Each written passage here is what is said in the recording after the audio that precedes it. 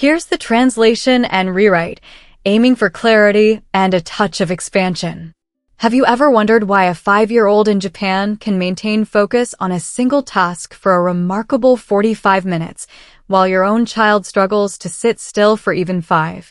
What are Japanese parents doing in those crucial first 5 years that fundamentally shapes their children's brain development? And why is the American Academy of Pediatrics now suggesting that our conventional approaches might be completely misguided? Step number 3 in this guide will challenge everything you thought you knew about fostering your child's brain growth. By the end of this discussion, you'll understand the precise Japanese methods used to cultivate stronger, smarter brains in early childhood. A groundbreaking 2024 study from Tokyo Medical University revealed that children raised following these 6 practices exhibit a staggering 40% improvement in focus, memory, and problem-solving abilities by the age of 7, compared to their peers in other countries.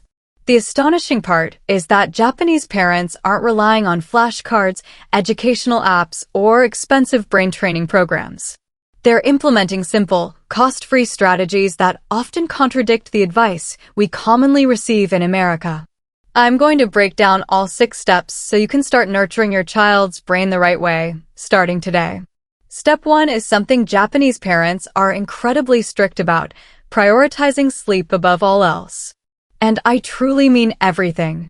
Activities, playdates, even family gatherings take a backseat to sleep. Nothing interferes with a young child's established sleep schedule. Japanese children between the ages of 1 and 5 get an average of 11 to 12 hours of sleep each night. American children, on the other hand, typically get around 9. Here's why this difference is so significant. Research from Osaka University clearly demonstrates that sleep is the period when a child's brain actively consolidates learning and forms vital neural connections. During deep sleep, the brain literally processes all the child's experiences from that day, transforming them into permanent learning. When children are deprived of sufficient sleep, this critical process is disrupted, hindering proper brain development. So, here's what you need to do. Make bedtime a non-negotiable event. Select a specific bedtime and adhere to it consistently every single night. No late dinners out, no exceptions for special events. Young, developing brains thrive on consistency and sufficient sleep. Japanese parents understand that a well-rested brain learns more effectively, focuses more intently, and regulates emotions more easily. The mistake American parents often make is treating sleep as something flexible, easily adjusted. We allow our children to stay up late to accommodate our schedules. We might think missing 1 night of sleep is inconsequential, but neuroscience reveals that even a single night of inadequate sleep can negatively impact brain development in young children. Protect sleep as if it were the most crucial thing you do for your child's brain, because in reality, it is. Step 2 involves daily outdoor time in nature, regardless of the weather. Rain or shine, Japanese children spend a minimum of 1 hour outside each day, not necessarily at a playground with manufactured equipment, but immersed in nature, parks, forests, gardens, anywhere with trees, dirt, and open space. Research conducted at Kyoto University has found that time spent in nature directly influences brain development in young children. Being outdoors lowers stress hormones, which in turn allows the prefrontal cortex to develop properly. This is the area of the brain responsible for focus, decision-making, and self-control. Children who spend more time immersed in nature exhibit improved attention spans and better emotional regulation. Therefore, make outdoor time a non-negotiable part of your daily routine. Every single day, ensure your child spends at least an hour outside. Let them dig in the dirt, climb trees, collect sticks and rocks. They're not simply playing. Their brains are actively developing differently when they're engaged with nature compared to being indoors. The mistake we often make is viewing outdoor time as optional or something reserved for pleasant weather. Japanese parents understand that a child's developing brain needs nature as much as it needs food and sleep. It's not a bonus. It's an essential requirement. Even just 20 minutes outside is beneficial. Make it a daily priority. Step 3 might be difficult to accept. Japanese parents strictly limit screen time for young children. Children under the age of 3 are given 0 screen time. Children between the ages of 3 and 6 are allowed a maximum of perhaps 30 minutes per day. Compare that to American children, who average 4 to 6 hours of screen time daily. Here's what research from Tokyo indicates. Screen time before the age of 5 fundamentally alters brain structure. Children exposed to excessive screen time show reduced white matter in brain areas responsible for language, literacy, and cognitive skills. Their brains literally develop differently. MRI scans provide irrefutable evidence of this. It's not a matter of opinion, it's a measurable difference in brain structure. The American Academy of Pediatrics now advises 0 screen time before 18 months and very limited screen time after that. However, most parents disregard this recommendation because screens are convenient. They keep children quiet and occupied. Japanese parents are willing to take the harder path because they recognize what's at stake. So, here's what to do. If your child is under 3, strive for 0 screen time. If they're older, establish a strict 30-minute limit. No iPads at restaurants, no phones in the car, no TV during meals. Your child's brain is currently building foundational structures that will affect them for the rest of their life. Screens interfere with that essential process. The mistake American parents make is believing that a little screen time won't cause any harm. However, neuroscience shows that young brains are exceptionally sensitive. Every hour of screen time is an hour not spent engaging in activities that actively build brain connections. Choose wisely. Now, there's one practice Japanese parents use that's even more impactful than these first 3 combined. I'll reveal what that is in just a moment, but first, let's move on to Step 4. Step 4 involves prioritizing physical movement and gross motor play. Japanese children spend hours each day running, jumping, climbing, and simply moving their bodies, not through organized sports, but through unstructured, free physical play. Research from Hiroshima University has shown that physical movement directly impacts cognitive development in young children. When children move their bodies, they're constructing neural pathways in their brains. Activities like climbing, balancing, and jumping strengthen the cerebellum, which is linked to focus, attention, and learning. Consider this. Japanese elementary students routinely sit still and focus for 45-minute lessons. That ability begins in early childhood through consistent physical movement. It might sound counterintuitive, but research confirms it. Children who move more can focus better later.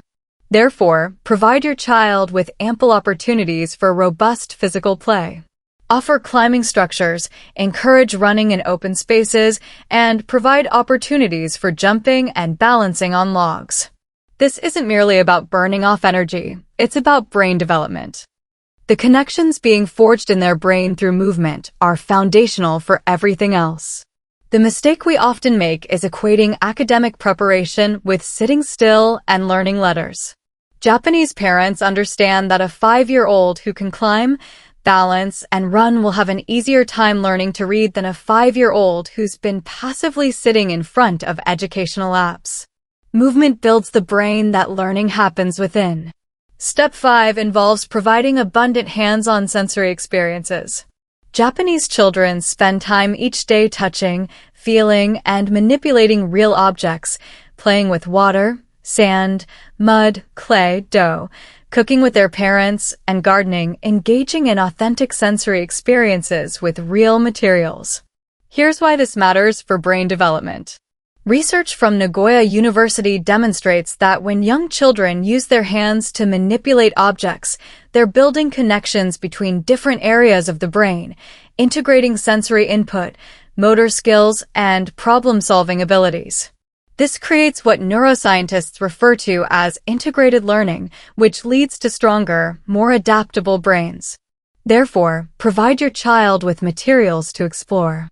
Allow them to assist you in cooking and experience different textures. Provide them with clay to squeeze and shape. Let them play with water and sand. These aren't simply activities, they're brain-building experiences that screens and toys can't replicate. Japanese parents prioritize real experiences over virtual ones because they understand that a child's brain learns most effectively through physical interaction with the real world. A 3-year-old playing with real dough is building their brain in ways that a screen game never could. The sensory input is different. The learning is more profound. Step 6 is the most powerful of all. Japanese parents dedicate significant time each day to face-to-face interaction and conversation with their young children, not parallel play where the child plays while the parent is engrossed in their phone, but genuine interaction involving talking, listening, and responding. Research from Tokyo Medical University found that the number of words a child hears in conversation before the age of 5 directly predicts brain development, vocabulary, and academic success later in life. However, it must be real conversation, not passive listening to TV or videos. The child needs to hear words, process them, and respond.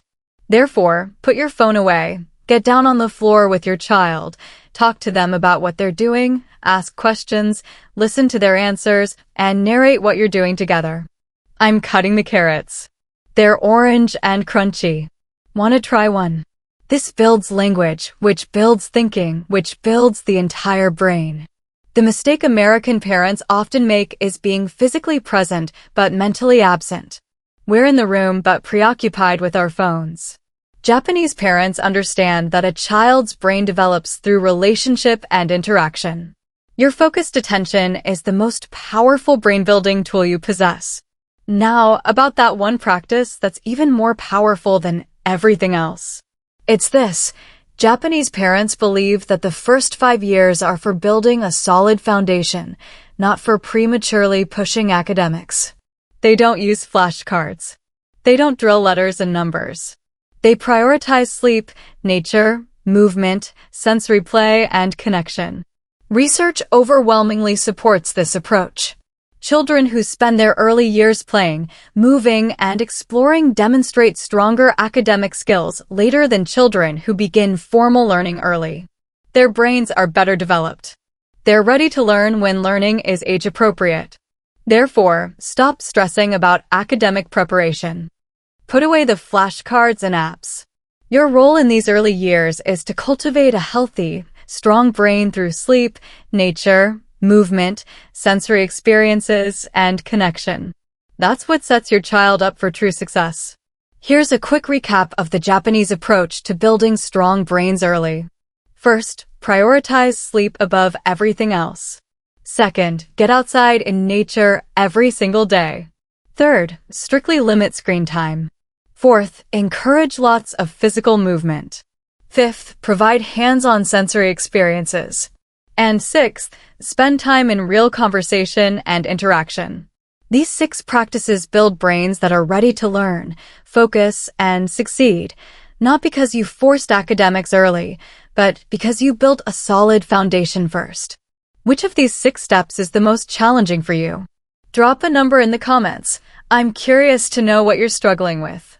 And next week, I'll be breaking down why Japanese kids can sit still and focus while American kids struggle, and the simple daily practice that makes all the difference. It starts as young as 18 months, and the results are truly incredible. Hit subscribe so you don't miss it. All right, see you next week.